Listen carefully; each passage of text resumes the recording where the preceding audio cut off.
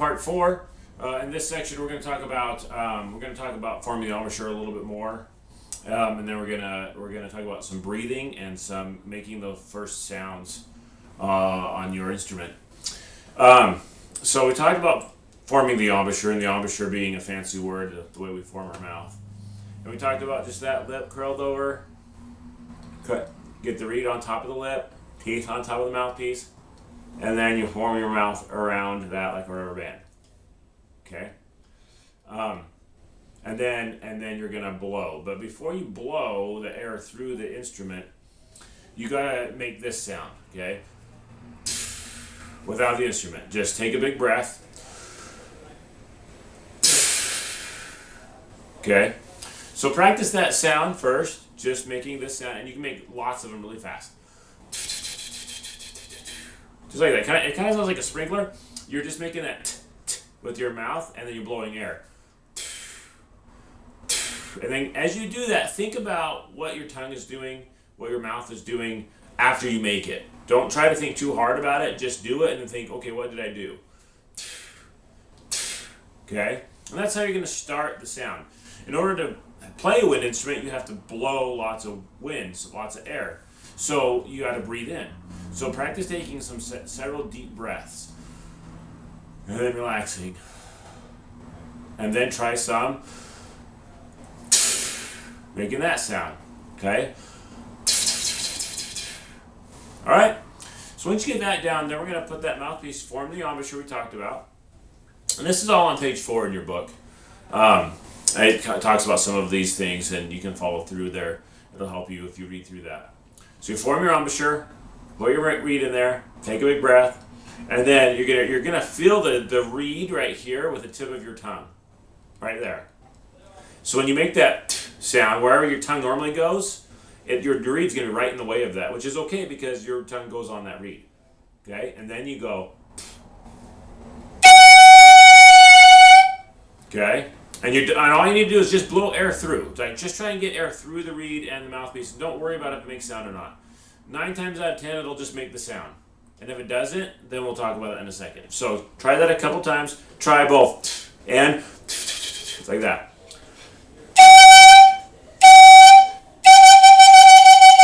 Each time I'm doing that, my tongue's touching that reed.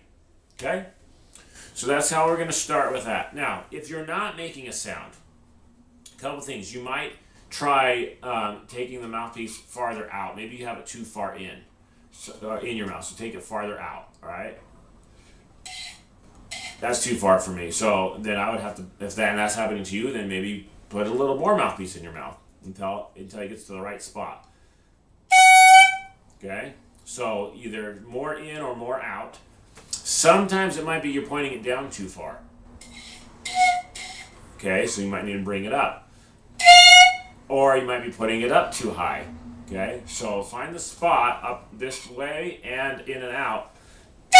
This is going to allow you to make that sound. Okay, and then practice that just with the mouthpiece and the barrel. Obviously, we're just using the mouthpiece and the barrel. We're not using the whole clarinet. Okay, so try that a couple times. Try and make that sound as best as you can, and just practice that. And then once you get it down, what I want you to do is try and make that sound for as long as you can. So that means you got to take lots of air in, and then blow lots of air out. Ready? Let's try it. I'll count us off, and then see how long you can do it. You might want to turn the volume down. It's going to get a little screechy. Ready? 1, 2, breathe.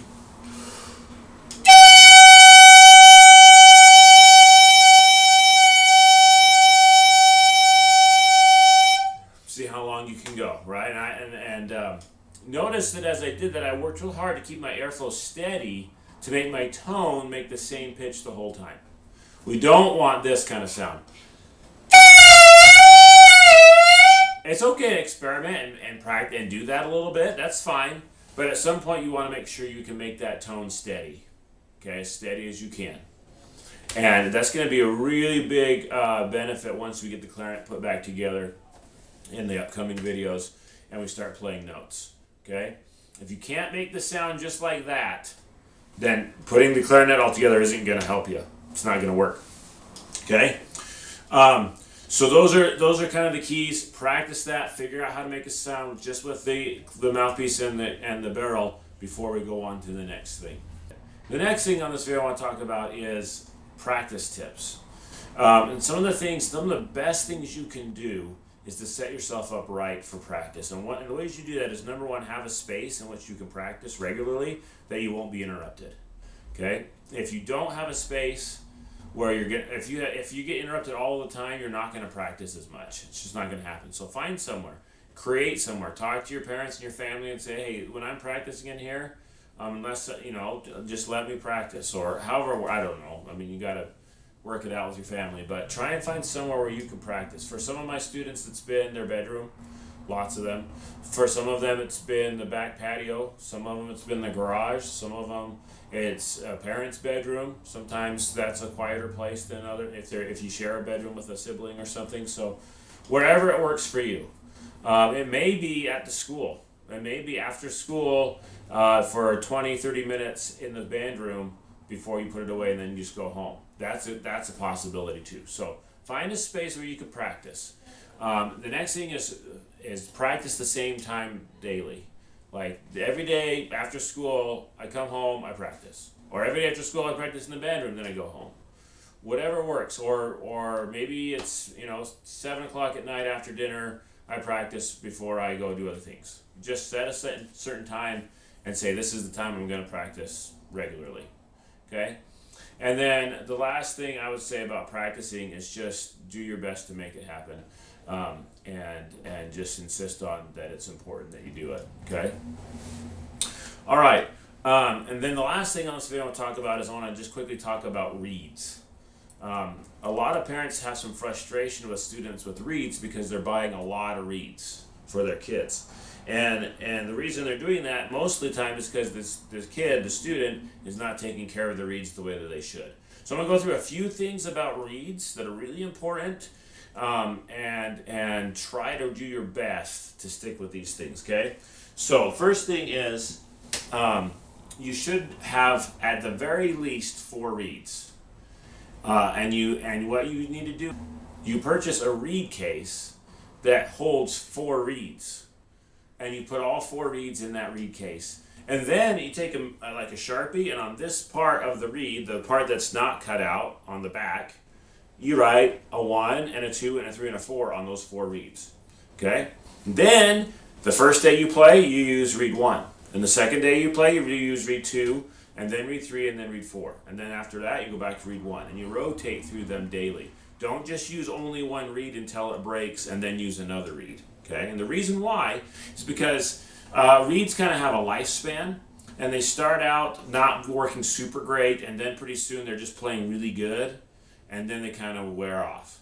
And as you're rotating through your reeds, you're going to have some reeds that are playing really good and some reeds that aren't playing that fantastic, but they play okay. And you're going to kind of get to know those reeds fairly well. And then when let's say there's a performance that comes up, and you know that reed number 3 is a fantastic reed. It just plays great every time and it sounds good. But maybe you're supposed to be on reed 1 for this next, but that's okay. For the performance, you grab the one that's going to work good. And you're going to use that reed because you know you have 4 to choose from. The other reason why it's important to have 4 to rotate through is reeds break, unfortunately. And let's say you're playing and it's the day of the concert and you're walking out to the performance venue and your reed chips. You bump it, a friend walks by or something, you bump it and it chips and it breaks. Well, if you have 4 reeds, you have 3 other good reeds that you can choose from. Real quick, run back to the band room, get one of those reeds, you can play. If it was your only reed, and that's the only reed that you had, and it breaks, and you're going out there, you don't get to play it in the performance. And all that work you did during the entire quarter you don't get to use it. And that's sad, and it happens. But if you're taking care of your reeds, number 1, and if you're rotating through 4 reeds, that'll prevent that from happening. Okay. So let's say you have those 4 reeds, they're doing great. One day, one reed, it chips, it breaks, it's not working anymore. That's when you go tell your parents right away, you need more reeds. Okay, you need more reeds. Not when you only have 1, or not when your last one breaks. When your 4th to last one breaks. Then you have 3, parents buy 5 more, so you replace one of them. in that spot. Let's say it was reed 2 that broke. You put 1 back in that reed 2 spot, you write a 2 on it, that's the new reed 2.